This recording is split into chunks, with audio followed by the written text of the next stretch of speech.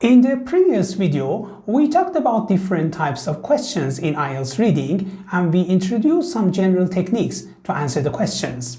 One of the question types that you can score a high mark in is gap filling questions. They seem easy at first, but you need to know some tips to answer them fast and save time for other types of questions.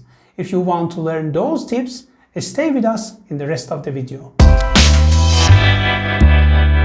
Hello everybody, I'm Sarbakshian. Welcome to OEL. Today I'm going to teach you how to answer gap filling questions. Let's review some general tips that I mentioned in previous session. Read the title of the passage first and then go straight to the questions. Do not read the passage. Number 2. Identify those questions whose answers are in order and answer them first. Number 3. Underline keywords in the questions. Number 4. Search for those words or their synonyms in the passage and underline them too. And the last one, read the relevant part of the passage carefully and try to find the correct answer. Gap filling questions in IELTS reading are divided into 4 categories as completing summaries without word lists, using the words in the passage, completing summaries with word lists, selecting the answers from word lists. Number 3, labeling a diagram, and number 4, completing a table.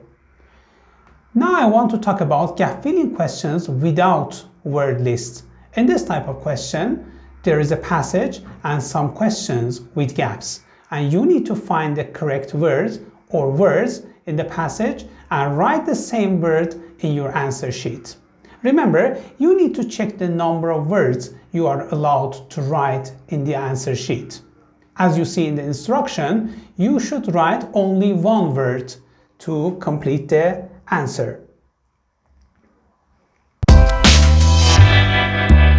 Would you please take a look at the following questions for a moment?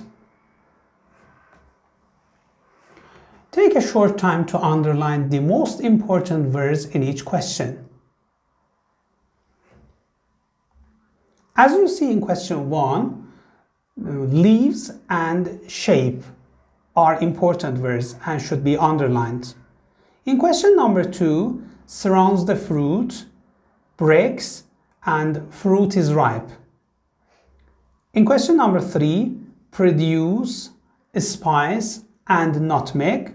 And in question number 4, covering, aerial, and produce are important words and should be underlined. After you underline the important words in the question, you need to go to the passage and find the same word or their synonyms in the passage and underline them too. As you see in the passage, in second paragraph, we have leaves. In third paragraph, at the beginning, we have fruit and escaped in. Also, we have fruit and ripe and splits in two. These two parts are necessary in order to answer question number 1 and number 2. For question number 3, you need to go to paragraph 4 and find covering and aerial.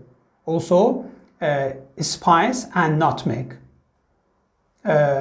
Again, for question number 4, in the same paragraph, you can find the words produce and aerial. Now, let's juxtapose each question with accompanying part of the passage. As you see in the next slide, the tree is thickly branched with dense foliage of tough, dark green owl leaves and produces small yellow bell-shaped flowers and pale yellow pear-shaped fruits. And the question says, the leaves of the tree are, so we write owl in shape.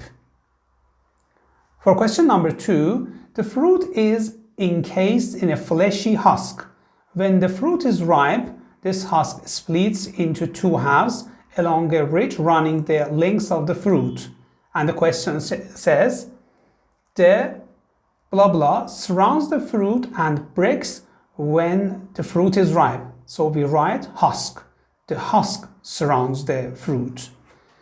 For question number 3 and 4, as you see in the next slide, the passage says, inside is a purple brown shiny seed 2 to 3 centimeter long by about 2 centimeter across, surrounded by a lacy red or crimson covering called an aril.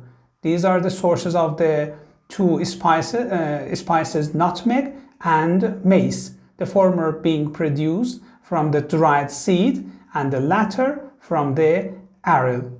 For question number 3, the question says, the blah blah is used to produce the spice nutmeg. So we say the seed is used to produce the spice nutmeg. And for question number 4, the question says, the covering known as the aril is used to produce, so we write mace.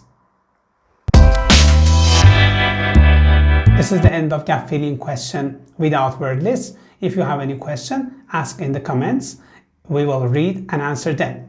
In the next video, I'm going to talk about true, false, and not given questions. Thanks for watching. Please subscribe to our YouTube channel, like, share, and don't forget to follow us on Instagram and Facebook.